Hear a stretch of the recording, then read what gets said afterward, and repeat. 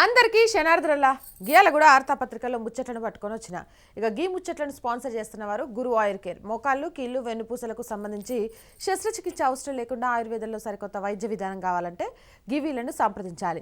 ఇక మొత్తానికి వార్తాపత్రికలో ఇక మనందరికీ తెలుసు రామానుజాచార్య ప్రవచనాలతో పాటు ఇక రేపు మోదీ సార్ కూడా వస్తాడు గీడికి దాని గురించి హెడ్లైన్స్కి ఇచ్చిండ్రు. దాంతో పాటు ఏదైతే రాష్ట్రంలో జరుగుతుందో ఇక మన కేసీఆర్ సార్ చెప్పింది ఇక రాజ్యాంగాన్ని మార్చుడే అంటే ఇక తానా అంటే తందాన అనుకుంటూ మార్చాల్సిందే. అసలు ఏంది రాజ్యాంగంలో ఉందా ఏడైనా దళిత ముఖ్యమంత్రిని చేయమని, దళితులకు 3 ఎకరాలు ఇవ్వమని, దళిత బంధు తీసుకురమ్మని ఇవన్నీ రాజ్యాంగంలో రాసిండ్రా? అసలు ఉన్నాయా రాజ్యాంగంలో? లేకపోయినా కూడా ముఖ్యమంత్రి సార్ ఎట్లా సోచాయిస్తాడో చూడు. మరి గట్లా సోచాయించేటోడు రాజ్యాంగం రాసే అర్హత ఉందా లేదా? గాయనకు అప్పచెప్పాలి అంటారు ఎమ్మెల్యేలు. ఇక ఎమ్మెల్యేలు మంత్రులు హరీష్ సార్ అబ్బాబ్బాబ్బా ఏమి సపోర్ట్ చేస్తారంటే అసలు నిజంగా రాజ్యాంగంలో ఏముంది, ఏం చేయొచ్చు అనేది వెలుగన్న మాత్రం మంచిగా రాసిండు. హెడ్లైన్స్లోనే ఆర్టికల్లో రాసిండ్రు. ఒకసారి గదాన్ని చదవండి. ఇక దాంతోపాటు ఇక తాయిలాల వల్ల కాలేదు, ఏమంటారు ఓటుకు నోటు ఇవ్వడం వల్ల కాలేదు, మందు బాటిల్ వల్ల కాలేదు. మరి ఏం చేయాలరా బాబు? ఓ పక్క నుంచి చెత్త సీఎం అంటే నా పేరే వస్తుంది, ఏ పార్టీకి రాష్ట్రంలో పతనం మొదలైంది అంటే టీఆర్ఎస్ పేరే వస్తుంది, నేనేం చేయాలి అని సూచన వచ్చి ఇక పీకే సార్ చెయ్యి పట్టుకొని వదలట్లేడట కేసీఆర్ సారు. పీకే సార్ చెయ్యి లేనిది బయటికి కూడా గిట్లా అడుగు పెట్టట్లేదట. ఇక గదాంతో పాటు ఇచ్చింది. ఇక ఇంకొక విషయం ఏంటంటే మన ఊరు మనబడి 10 లక్షలు ఇస్తారా స్కూల్కి మీ పేరే, 2 లక్షలు ఇస్తారా మీకు ఇది ఉంటుంది. ఇగో 7,300 కోట్లతో మస్తు చేస్తానా, ఫస్ట్ విడతగా 3,500 కోట్లు ఇస్తానా అని చెప్తాడు. గిన్ని కోట్లు ఇస్తానా అని చెప్పే ముఖ్యమంత్రి సారు గిన్నెలో కేంద్రం వాటా ఎంత? నువ్వు చెప్తావే ఎందు నమస్తే తెలంగాణ అన్న చెప్తాడా? వెలుగన రాసిండు కేంద్రం ఎంత వాటా ఇస్తుంది అని. ఇక రైల్వే కోచ్ ఫ్యాక్టరీకి సంబంధించి కూడా మస్తు కథలు చేసిండ్రు కదా. మరి పోయినసారి కంటే కూడా 30% అదనంగా బడ్జెట్ ఇచ్చిందట. ఇలాంటి వాస్తవాలు మర్చుతున్నాయి అబ్బా. ఇక మా వాళ్ళు టైం అయిపోయింది అనకుండా ఎంతసేపు ఉంటారో చూసి గన్ని వార్తలు అయితే చదువుకుందాం. ఫస్ట్ ఏం చూద్దాం? ఇగో ఇదే 10 లక్షలు ఇస్తే బడికి మీ పేరు, 2 లక్షలు ఇస్తే ఎస్ఎంసీలో సభ్యత్వం, పూర్వ విద్యార్థుల కమిటీలు కీలకం, బడుల అభివృద్ధి పథకం అమలు, పాఠశాల నిర్వహణ కమిటీలకే 3 ఏండ్లలో 3 విడతల్లో పూర్తి, సిఎస్ఆర్ నిధులకు ప్రత్యేక ఖాతాలు, పథకం అమలుకు మార్గదర్శకాలు, పాలన అనుమతులకు ఉత్తర్వులు, మొత్తం వ్యయంగా 7,289 కోట్లు, తొలి విడత ఖర్చు 3,497.62 కోట్లు, 9,123 స్కూళ్లకు కొత్త రూపం, గ్రామాల్లో మన ఊరు మనబడి, పట్టణాల్లో మన బస్తీ మనబడి ఈ పేర్లను ఖరారు చేసిన రాష్ట్ర ప్రభుత్వం. ఇక మొత్తానికి చూడండి అబ్బా, దీని గురించి ఏం రాసిండంటే పాఠశాల అభివృద్ధి చేయించాలనుకున్న వాళ్ళు 10 లక్షలు ఇచ్చిండ్రనుకో దానికి మీ పేరు పెడతారట. ఇక 2 లక్షలు ఇచ్చిండ్రనుకో సభ్యుడిగా చేస్తారట. పాపం ఈ పథకం కోసం రాష్ట్ర ప్రభుత్వం కష్టపడి 7,000కు పైగా 7,000 కోట్లకు పైగా బడ్జెట్ పెట్టింది. మొదటి విడతగా 3,000 కోట్లకు పైగా రిలీజ్ చేస్తుంది. దీంతో ఒక్కసారిగా జీవో నెంబర్ 4 అట జారీ చేసిందట. ఇక మొదటి విడత విద్యా సంవత్సరంలో 9,123 పాఠశాలలో 3,497 కోట్లు పెట్టి బాగు చేపిస్తుందట. ఏందయ్యా అంటే బాగు చేయించడం మాత్రమే చేస్తుంది. బాగు అంటే బిల్డింగులు కట్టియడం, బల్లలు కొనుక్క రావడం, సున్నాలు వేయడం, కలర్లు వేయడం గివే చేస్తుంది. కానీ నాకు అర్థం కాని విషయం ఏంటంటే ఇప్పటికే తెలంగాణలో 4,000కు పైగా స్కూళ్ళు శిథిలావస్థకు చేరుకున్నాయి. చాలా మంది పిల్లలు చెట్ల కిందే తింటారు, చెట్ల కిందే కూర్చొని చదువు నేర్చుకుంటారు. ఆ చెట్ల కింద కూర్చొని తినే మధ్యాహ్న భోజన పథకానికి సంబంధించి కూడా ఇప్పటి వరకు చాలా చోట్ల అంటే 70 నుంచి 80% వరకు కూడా వాళ్ళకు ఫండ్స్ రిలీజ్ చేయలేదు. చాలా చోట్ల అసలు టీచర్లే లేరు, పాఠాలు చెప్పేందుకు టీచర్ అమ్మలే లేరు. ఇక చాలా చోట్ల గిట్లా మంచిగా బిల్డింగులు కట్టించి అవి కట్టించిన స్కూళ్ళు కూడా పోరగాళ్ళు రాక టీచర్లు లేక ఎత్తేసి గా స్కూళ్ళను గ్రామ పంచాయతీకో గదానికో గిదీనికో ఇస్తారు. మరి ఇప్పుడు మార్చాల్సింది ఏంది విద్యా వ్యవస్థలో? నిజంగా పోరగాళ్ళకు విద్య అందియాలంటే ఏం చేయాలి? అసలు స్కాలర్షిప్లు ఫీజు రియంబర్స్మెంట్లు ఎంత బాకీ ఉంది? ఆర్టీసీకి పోరగాళ్ళ పాసెస్కి సంబంధించి ఎంత బాకీ ఉంది? చదువుల వైపు విద్యార్థులను మళ్లించడానికి ఏం చేయాలి? గీ ముచ్చట్లన్నీ పక్కన పెట్టి మళ్ళా జనాల దగ్గర డబ్బులు గుంజనీకి 10 లక్షలు ఇస్తే స్కూల్కి మీ పేరట, 2 లక్షలు ఇస్తే మెంబర్షిప్ అట, ఇవన్నీ కలెక్ట్ చేసి దీంట్లో కేంద్ర నిధులు ఎంత అనేది ఇగో గీ అన్న రాసిండు. ఎవరు?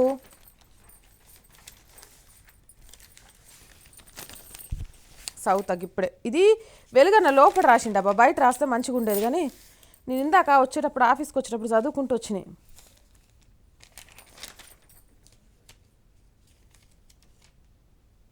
ఏడున్నది మన ఊరు మన బడి?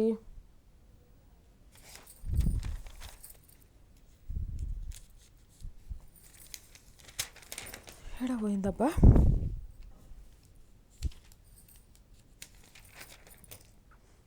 దీంట్లో 2000 పైచులకు దొరికింది. ఇక్కడే ఉంది, కంటికి కనబడకపాయే. చూసినావా కేసీఆర్ సార్ గురించి? సారు కేంద్ర ప్రభుత్వం రాష్ట్ర ప్రభుత్వం ఇచ్చిన నిధులు ఏడున్నాయంటే మన కళ్ళకు కూడా కనబడట్లేదు. ఎందుకంటే కనబడేలాగా ఈ సర్కార్ చేస్తే కదా. చూడు, సేమ్ మ్యాటర్ అబ్బా. మన ఊరు మన బడి. గిది నమస్తే తెలంగాణ అన్నారు రాసింది. గిది ఎన్నో పేజీ?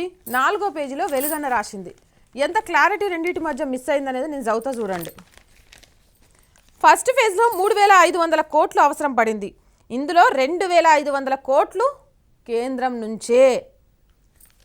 ముఖ్యమంత్రి సారు చెప్పు, 3500 మొదటి విడత, 2500 కేంద్రమే ఇస్తుంది. ఇక చాలా మంది దగ్గర 10 లక్షలు ఇవ్వండి, 2 లక్షలు ఇవ్వండి, పేరు పెడతా అని తీసుకుంటున్నావు. నువ్వు ఖర్చు పెట్టే 1000 కోట్ల కోసం ఫీజు రియంబర్స్మెంట్లు, స్కాలర్షిప్లు ఇవేవి ఇవ్వకుండా రాష్ట్రం మొత్తంలో ఉన్న స్కూళ్ళకు సంబంధించి నువ్వు ఖర్చు పెట్టేవి 1000 కోట్లు. 1000 కోట్లు పక్కన పెడితే బల్లల కాంట్రాక్టు, బిల్డింగ్ల కాంట్రాక్టు, పెయింటింగ్ కాంట్రాక్టు మొత్తం మనోళ్ళే. మరి దీనికి రాష్ట్ర సర్కారు గొప్పగా సాధించింది ఏంది సారు? ఇక ముఖ్యమంత్రి సార్కి స్కూళ్ళలో పోరగాళ్ళు కూడా పాలాభిషేకం చేయనీకి అసలు కేంద్రం ఇచ్చిన నిధుల గురించి నమస్తే తెలంగాణలో ఎందుకు రాయించలేదు సారు? అంటే యాద్ మర్చిండా? లేకపోతే హెడ్లైన్లో కేంద్ర ప్రభుత్వం గురించి రాయడం తప్ప ఏలేసిండ్రా అంటే అడుగుతున్నా గడ లేకపోయేసరికి. అసలు కథ చదువుతా చూడండి. బడుల్లో 12 రకాల వస్తువుల కల్పన. ఈ అకాడమిక్ ఇయర్ 9123 బడుల్లో పనులు షురు. ఉత్తర్వులు జారీ చేసిన రాష్ట్ర సర్కార్.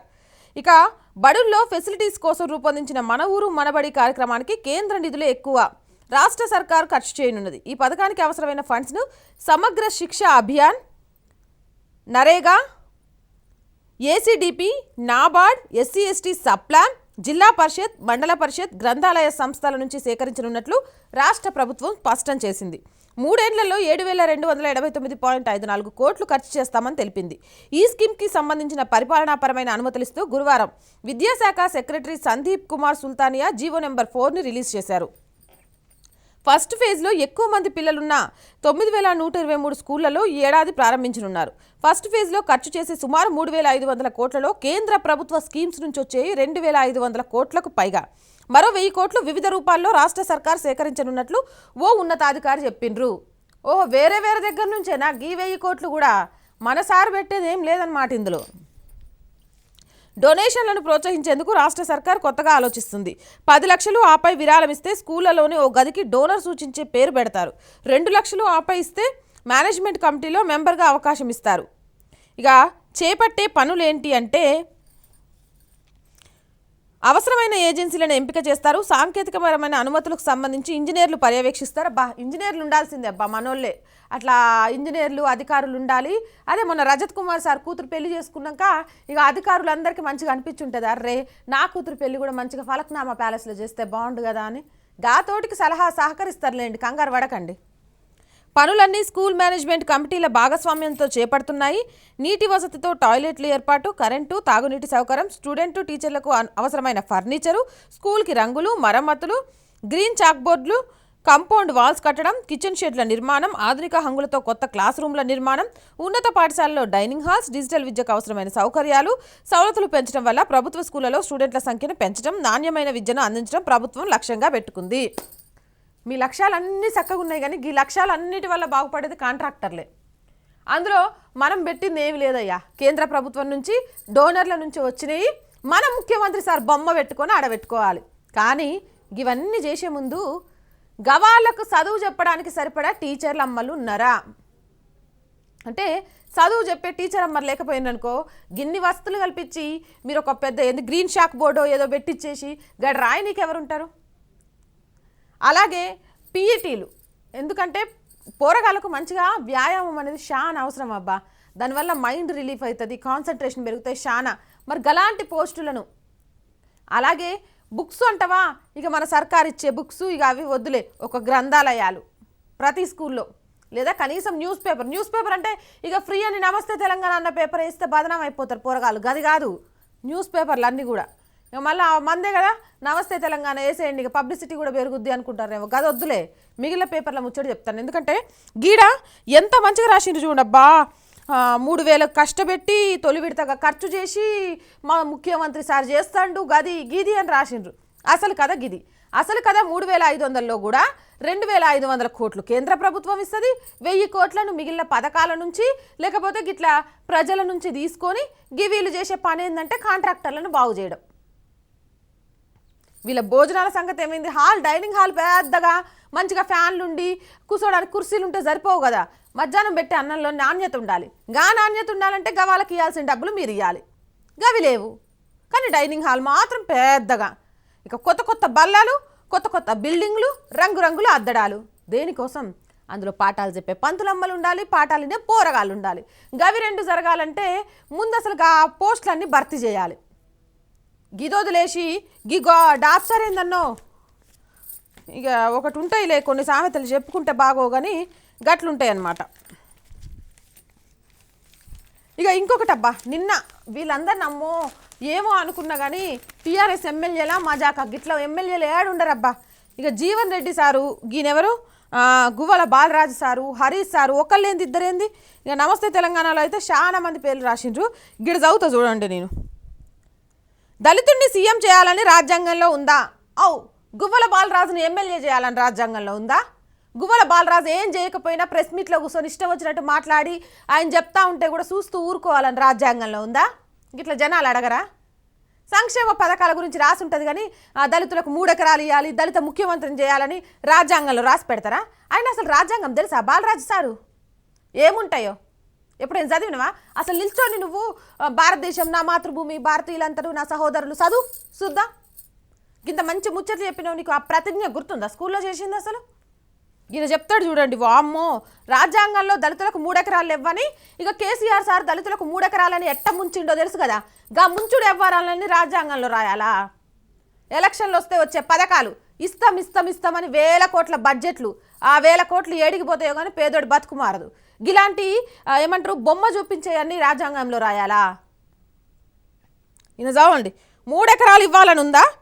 దళితులకు న్యాయం జరగలేదనే కేసీఆర్ కొత్త రాజ్యాంగం చర్చ లేవనెత్తిన రావు. అబ్బబ్బబ్బబ్బబ్బా, ఏము యోచన అయ్యో. దళితులకు న్యాయం జరగలేదబ్బా. గీ రాజ్యాంగాన్ని తీసిపడేసి గీ రాజ్యాంగం వద్దు ఏమొద్దు, గా అంబేద్కర్కి గా రాజేంద్ర ప్రసాద్కి వీళ్ళెవ్వరికి ముందు చూపు లేదు. గప్పుడు కేసీఆర్ సార్ ఉంటే మస్తు ఉండేది. అప్పుడే పుట్టుంటే అసలు వేరే లెక్క వేరే కథ ఉండేది. ఇప్పుడు ఈయన రాస్తాడు చూడండి, ఇక అవసరం కోసం దళితుడిని ముఖ్యమంత్రిని చేయొచ్చు రాజ్యాంగంలో మొదటిది. ఇక రాజ్యాంగంలో రెండోది, ఇక ముఖ్యమంత్రిగా మరపించేందుకు దళితునికి 3 ఎకరాలు ఇవ్వచ్చు. ఇక రాజ్యాంగంలో మూడోది, ఇక 3 ఎకరాలు దళితులకు ఇచ్చేందుకు ఆల్రెడీ కబ్జాలు అయిపోయి ప్రభుత్వాధీనంలో భూములు లేవు అని చెప్పేందుకు దళితులతో కూర్చొని సహపంక్తి భోజనం చేయొచ్చు. ఇక నాలుగోది, సహపంక్తి భోజనంతో పాటు వాసాల మర్రి అనే ఒక ఊరును దత్తత తీసుకోవడం వెనుక అసలు కారణం నా ఫామ్ హౌస్ నుంచి యాదగిరిగుట్టకు హైవేకి డైరెక్ట్ రోడ్ వేసుకోవడానికి, ఊర్లో నుంచి పోవడానికి శ్మశాన వాటిక దాటకూడదు అనే నా సిద్ధాంతానికి ఈ ఊర్లో నుంచి తీయాలి కాబట్టి వాళ్ళ మధ్య కూర్చొని భోజనం చేసుకోవచ్చు. ఇక వాసాల మర్రిలోంచే దళితులను బాగు చేయడం కోసం దళితులకు 10 లక్షలు అనే ఒక పథకాన్ని ప్రవేశపెట్టొచ్చు. ఎట్టా అయినా సరే దళితుడిని కారులో తిప్పుతా అని చెప్పొచ్చు. ఇవన్నీ నా అవసరం కోసం, నా స్వార్థం కోసం, రాజకీయ ఎన్నికలకు అనుగుణంగా ఆ కాల పరిమితుల సిద్ధాంతాల ప్రకారం ఆ రోజు వరకు నరం లేని నా నాలిక చేసే వాగ్దానాలు, ఆ తర్వాత వీటిని నెరవేర్చకపోయినా ఎవ్వరూ నోరెత్తి అడగొద్దు. గిట్లా రాయాలి కదా రాజ్యాంగం. గువ్వల బాలరాజు సారు కరెక్టేనా? గిదేనా రాజ్యాంగం రాయాల్సింది? ఆయన నిజమే అంబేద్కర్ సారు, నీకు అస్సలు ముందు చూపు లేదు. ఇలాంటి రాజకీయ నాయకులు వస్తారని నువ్వు ఊహించినవా ఏంది? అవసరం తీరితే ఒక లెక్క, అవసరం ఉంటే ఒక లెక్క అని. దళితులకు 10 లక్షలు చేస్తా అని హుజురాబాద్ ఎలక్షన్లలో మస్తు ముచ్చట్లు చెప్పిండు. గదాని కోసం మా తెలంగాణ భూమిని అమ్మిండు. ఇక తిప్పి కొడితే సంగారెడ్డిలో దళితుల మీద దొంగ కేసులు పెట్టి అరెస్ట్ చేయించిండు. గిట్లే ఉంటుంది కదా కథ. మస్తు చెప్పిండు. ఇక చూడు, జీవన్ రెడ్డి సారు ఈయన మద్దతు అడిగిండ్రట. ఇగో జీవన్ రెడ్డి కొత్త రాజ్యాంగం రాస్తాడు కానీ కేసీఆర్ సార్ మద్దతు ఇస్తావా అని అడిగిండ్రట. నేను మద్దతు ఇస్తున్నా. ఇగో జీవన్ రెడ్డిని సారు కేసీఆర్ సారు నేనే జీవన్ రెడ్డిని మద్దతు ఇస్తాను నీ మాటలకి. ఎందుకు మద్దతు ఇవ్వాలి, అసలు దేనికి మద్దతు ఇస్తారు, ఏంది వీళ్ళ కథ, ఏంది వీళ్ళ కార్ఖానా మాట్లాడితే రాజ్యాంగంలో ఉంది తెలుసా రాజ్యాంగాన్ని మార్చొచ్చు అని. ఇగో ఇక్కడ చదవండి. రాజ్యాంగం మంచి చెడు పాలకుల చేతుల్లో 1949లో రాజ్యాంగ సభలో అంబేద్కర్ సారు చివరి స్పీచ్.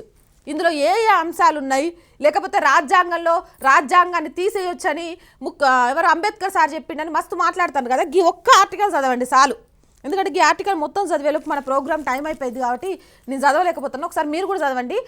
ఎవరైనా దగ్గరలో ఉంటే ఆ గువ్వల బాలరాజ్ సార్కి, హరీష్ సార్కి, జీవన్ రెడ్డి సార్కి కూడా ఒక వెలుగు పేపర్ తీసుకుపోయి ఇవ్వండి.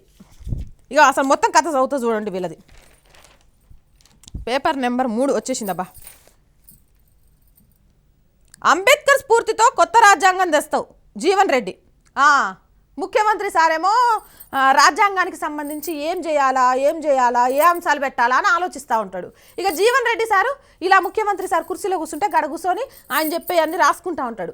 అయ్యా నువ్వు చెప్పు నేను రాస్తా కదా, నీకెందుకు, రాజ్యాంగం వ్యూహకర్తవి నువ్వు, దానికి ఏమంటారు ప్రచురణకర్త, రాసుడు నాది బాధ్యత, నీ మద్దతు ఇచ్చి నీ కింద కూర్చుంటా అని నేను రాస్తానమాట. ఈయన చెప్పేది చూడండి. రాజ్యాంగాన్ని మార్చిన అంబేద్కర్ పేరు భూమి ఆకాశాలు ఉన్నంత వరకు సుస్థిరంగా ఉంటుందని ఎమ్మెల్యే జీవన్ రెడ్డి చెప్పారు. ఊకో ఏవి చెప్పినవులే, ముఖ్యమంత్రి కాగానే అసలు ఆయన చిత్రపటాన్ని తీసి పడేసిండ్రు. ఇప్పుడు రాజ్యాంగాన్ని మార్చి గాయన అసలు మొత్తానికే కేల్కతం దుకాణం మంది చేయాలని చూస్తారు. కానీ భూమి ఉన్నంత వరకు, ఆకాశం ఉన్నంత వరకు, నీరున్నంత వరకు ఉంచుతారు.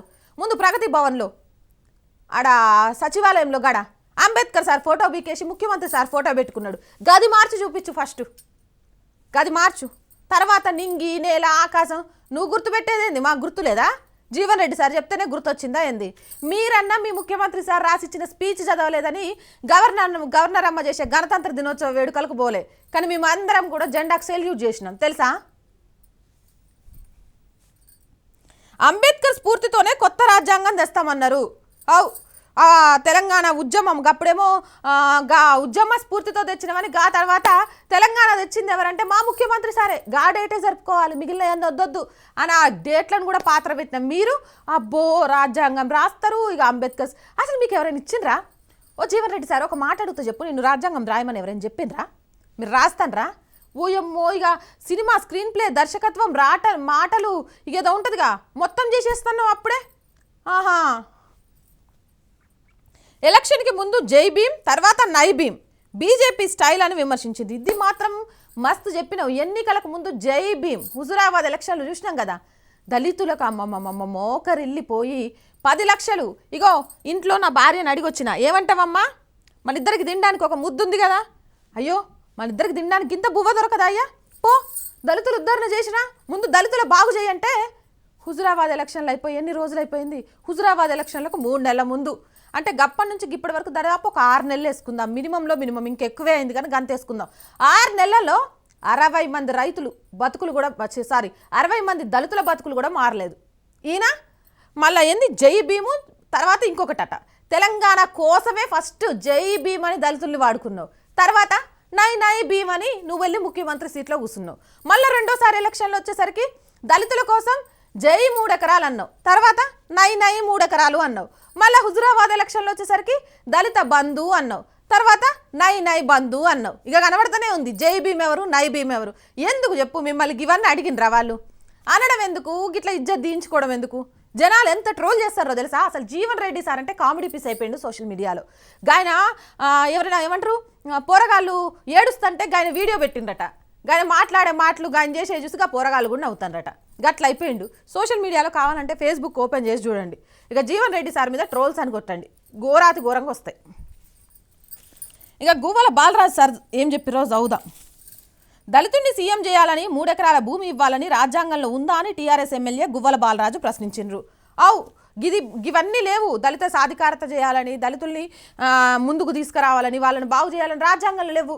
గువ్వల బాలరాజు అనే వ్యక్తి పుడతాడు, గాయని ఎమ్మెల్యే చేయండి, గాయని ఏం బాగు చేయకపోయినా కానీ నియోజకవర్గాల్లో మాట్లాడకండి. ఇక కేసీఆర్ అనే ఒక వ్యక్తిని ముఖ్యమంత్రి సీట్లోనే కూర్చోబెట్టండి అని రాజ్యాంగంలో రాసిండ్రులే. పథకాల గురించి రాయలేదు, టీఆర్ఎస్ నాయకుల గురించే రాసిండ్రు పాపం. అదే కదా మీ బాధ, మీ గురించి రాయలేదనే రాజ్యాంగాన్ని మార్చాలనుకుంటారో ఏమో, ఏం పాడో ఏమో. దళితులకు 3 ఎకరాల భూమి ఇవ్వలేకపోయామన్నారు. బీజేపీ కాంగ్రెస్ నేతల చేతుల్లోనే భూమి ఉందని, అందుకే దళితులకు 3 ఎకరాల భూమి ఇయ్యలేకపోయామన్నారు. ఆక్రమణదారులు భూములు ఇస్తే దళితులకు భూమి ఇస్తామని చెప్పారు. బా పర్ఫెక్ట్ చెప్పినావు సారు, గువ్వల వాళ్ళు రాశారు. గిదే మాట మీద నిజంగా చెప్తాన్నా, నువ్వు మంచి ఎమ్మెల్యే అయితే, మంచి ప్రజానాయకుడు అయితే సర్వే చేయించుతారు.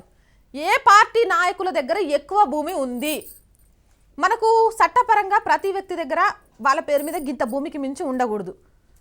ఇక బినామీల పేరుతో ఎంత భూమి ఉంది కదా అంతా బయటికి దించి నిజంగా దీని మీద నువ్వు పిటిషన్ వేస్తావా, లేకపోతే ఢిల్లీలో పోరాడతావా? గువ్వల వాళ్ళు రాస్తారనక మేమందరం ఉంటాం. తర్వాత అవసరమైతే నువ్వు ముఖ్యమంత్రి క్యాండిడేట్ అయినా సపోర్ట్ చేస్తాం. తీయించు. ఫస్ట్ ఎవరి దగ్గర ఎంత ఆక్రమించుకున్న భూమి ఉంది? ఆక్రమించుకున్న భూమి ప్రతి నియోజకవర్గంలో, ఏ నియోజకవర్గంలో ఎమ్మెల్యేలు చేయండి అమ్మా, మా నియోజకవర్గంలో ఆక్రమించుకున్న భూమి ఇంత ఉంది, ప్రతి మనిషి దగ్గర గింతే ఉండాలి. బీజేపీ నాయకులు ఇంత ఎక్కువ ఆక్రమించుకున్నారు, టీఆర్ఎస్ నాయకులు గింత ఎక్కువ ఆక్రమించుకున్నారు, కాంగ్రెస్ నాయకులు గింత ఎక్కువ ఆక్రమించుకున్నారు, కబ్జా చేసిండ్రు. ఈ భూములన్నీ బయటకు తీసి ప్రతి నియోజకవర్గంలో ఉన్న దళితులకు ఇవ్వండి. మస్తు మాట చెప్పినావు బాలరాజు సారు. గురిగింజ కింద నలుపు చూసుకొని మాట్లాడు. కేసీఆర్ చెప్పినట్లు కొత్త రాజ్యాంగం అవసరమా, లేక కేసీఆర్ని దోషిగా నిలబెడతారా తేల్చాలి. కేసీఆర్ సార్ మాకేం అవసరం లేదు కొత్త రాజ్యాంగం. ఆ రాజ్యాంగంలో ఉన్నాయన్నీ చక్కగా అమలు చేస్తే చాలు. రాజ్యాంగాన్ని ప్రతి నాయకుడు చదవాలనే ఒక కొత్త రూల్ తెస్తే చాలు. ఇక కేసీఆర్ సార్ని ఏమంటారు, కందకులు ఎందురుదా కత్తికెందుకని ఆయన చెప్పిపోయి గాడేడ కూర్చున్నాడు మంచిగా ముచ్చింతల్లో. మీరెందుకు ఇంత దురదలా గోక్కుంటారో నాకు అర్థం కావట్లేదు. అంటే బడ్జెట్ గురించి మాట్లాడిన ఆయన అంటే ఏమేమో మాట్లాడి నోటికి వచ్చినట్టు మాట్లాడేసి నేషనల్ మీడియాలో కూడా హైలైట్ కావాలని దీన్ని మొత్తం గెలుక్కుంది ఎవరు? గుమ్మడికాయలు దొరంగా అనగానే భుజాలు తరుముకుంది ఎవరు? అరేరేలే నా బడ్జెట్ విషయం ఎక్కడొస్తుందో, వామ్మో నేను నిరుద్యోగ భృతి ఇస్తా అని చెప్తిని, లేకపోతే దానికోసం కేటాయిస్తా అని చెప్తిని, దీనికోసం కేటాయిస్తా అని చెప్తిని, మొత్తం బయటకు వచ్చి ఏం చేయాలని చెప్పి గుమ్మడికాయలు దొంగ అంటే భుజాలు తరుముకుంది గాయనే. తరుముకొని మరీ దొరికిపోయాయి. ఇప్పుడు ఏం చేయగలుగుతాం చెప్పు? రాజ్యాంగం మారాలా లేక పాలకులు మారాలా అనేది ప్రజలు నిర్ణయిస్తారు. ఓయమ్మో అంటే ఇక గప్పుడు కనుక 2018-14 హామీలు ఎందుకు నెరవేర్చలేదు ముఖ్యమంత్రి సారు? ఇదేమన్నా పద్ధతి ఉందా? మేనిఫెస్టోలో కనుక మస్తు ఇచ్చినావు కదా అంటే ఊకో. ఏం మాట్లాడుతున్నావు నువ్వు? ఏం మాట్లాడుతున్నావు? 2014 హామీలు నెరవేర్చినప్పుడు మీరేం చేయాలా? నాకు ఓటు వేయకుండా ఉండాలా? నాకు ఓటు వేసిండ్రు, నన్ను గెలిపించిండ్రు, నన్ను ముఖ్యమంత్రికి గుసబెట్టిండ్రు. మీకు అర్హత లేదు. ఇక 2014 మేనిఫెస్టో గురించి మాట్లాడకండి. గిట్లా ముఖ్యమంత్రి సార్ చెప్పిన మాటల్ని మస్తు మంచిగా గుర్తుపెట్టుకొని అదే స్టైల్లో చెప్పినావు కదా గువ్వల సారు. ఇక్కడ చాలా మందబ్బా అంబేద్కర్ వారసులట కేసీఆర్. అమ్మో కేసీఆర్ తెలంగాణ అంబేద్కర్ అట. వామ్మో సారు అంబేద్కర్ సార్ ఇన్నాడు అనుకో. ఏంది నాకు ఈ గోస? ఏంది? ఏదో నేను బతికున్నంత కాలం జనాల కోసము దళితుల కోసము గాయింది. జీ తెలుగులో సీరియల్ వస్తుంది, నేను చూస్తా అనమాట, జై అంబేద్కర్ అని. మస్తు ఉంటుంది అనమాట గది. గాయని చిన్నప్పటి నుంచి ఎంత పోరాటం చేసిండు గిన్ని పోరాటం చేసి నా వల్ల అయింది చేసి నేను పోయి స్వర్గంలో మంచిగుంటే వీళ్ళేందయ్యా బాబు నన్ను వీళ్ళ మధ్యలోకి రాగి రాజకీయ రంగులు నాకు బులుముతానని బాధపడతాడు ఇన్నాడంటే. అర్థమైందా? వద్దులే. ఇక అభినవ శానిక్యుడైపోయిండు, తెలంగాణ తీసుకురావడానికి మహా ఉద్యమకారుడైపోయిండు, యోధుడైపోయిండు. ఇప్పుడు తెలంగాణ అంబేద్కర్. వామ్మో వద్దు నాయనో. ఇంకా ఆయనకు గవన్నీ చెప్పి పాపం ఎందుకు చెప్పు వాళ్ళలో ఇంకా ఆశలు అయిపోయి. 3 ఎకరాలు అయిపోయింది, దళిత బంధు అయిపోయింది, అన్నీ అయిపోయినాయి. ఇక మళ్ళా ఎలక్షన్లు వస్తే ఈ పేరు చెప్పుకొని తిరగడం తప్ప ఈ పేర్లు అనేది నిజంగా ఒక పేదోడికి ఉపయోగపడే విధంగా లేవు. కాబట్టి మీకు మీరు పెట్టుకోకండి. ఇక హరీష్ సార్ కూడా దీని గురించి మస్తు మాట్లాడిండబ్బా. గది కూడా ఏడో ఉండాలి. ఏడా వీళ్ళకంటే ఎక్కడ రాస్తారు హరీష్ సార్ గురించి? ఇగో ఇదే కేసీఆర్ మాటల్లో తప్పేంది? రాజ్యాంగం మార్చాలన్న సీఎం కామెంట్లకు హరీష్ సమర్థన. ఇక హరీష్ సార్ మాటలు అయితే పెద్దగా ఎవరు పట్టించుకోవట్లేదబ్బా. ఇక ఏమంటారు వెలుగన్న ఇంత పెద్ద ఆర్టికల్ రాసిండు కానీ వెలుగన్న హరీష్ సార్ అంటేనే కేసీఆర్ సారు ఏం చెప్తే గదే. గాయన మనిషి అయితే గిన ఆత్మ అన్నట్టు గిన ఇట్లా పథకం గురించి సూచన చేస్తే ఆ పథకంలో నిజాలా అబద్ధాలా ఏమున్నాయి? అసలు ఈయన ఒక ఆర్థిక మంత్రి. గీన బడ్జెట్లో ఎన్ని బొక్కలు ఉన్నాయి, గీన ఎన్ని వాగ్దానాలు బడ్జెట్ కోసం పెట్టిండు, ఆ బడ్జెట్లలో ఎన్ని నెరవేర్చిండు, ఇవన్నీ ఎత్తినమనుకో ఇక అసలు కథ బయటకు వస్తుంది. ఇక హరీష్ సార్ గురించి పెద్ద చెప్పుకోవడానికి ముచ్చటేం లేదబ్బా. కేసీఆర్ సార్ హరీసు చెప్తావా చెప్పవా? ఇక హరీసు ఎన్నికలు ఉన్నాయి పోతావా పోవా? హరీసు గిడ నువ్వు పని చేస్తావా చేయవా అంటే జీ హుజూర్ అని చేయడంలో మొదట ఉంటాడు గీ హరీష్ సార్ అని జనాలు చెప్పుకుంటుంటారు.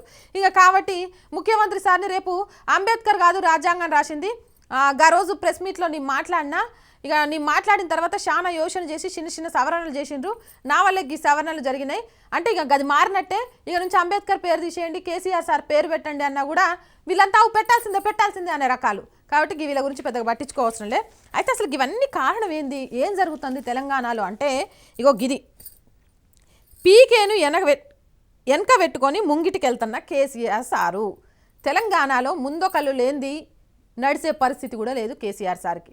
తాయిలాలు అయిపోయినాయి, బెదిరింపులు అయిపోయినాయి, పథకాలు అయిపోయినాయి, పరామర్శించడాలు అయిపోయినాయి, పైసల రూపంలో అయిపోయినాయి, నగదు బదిలీలు అయిపోయినాయి. ఇంటారా జనాలు? ఇంకా నమ్ముతారా? ఈ మధ్య కాలంలో సర్వేలు చేయించుకోబట్టే పల్లెల్లో సర్వే. అసలు ఇంత గుబులు ఎందుకో నాకు అర్థం కావట్లేదు. దీని గురించి ఒక్క 2 నిమిషాలు చెప్పి క్లోజ్ చేస్తా ఆగన్నా. సపోర్టు కోసమే ఏడాదిన్నరగా రాష్ట్రంలో వరుసగా టీఆర్ఎస్కి ప్రతికూల పరిణామాలు ఎదురవుతున్నాయి. దుబ్బాక, హుజురాబాద్ ఓటమి, ధాన్యం సేకరణ వివాదం, వరుసగా రైతులు, నిరుద్యోగుల ఆత్మహత్యలు, ఉద్యోగుల నిరసనలు అధికార పార్టీని ఉక్కిరి బిక్కిరి చేస్తున్నాయి.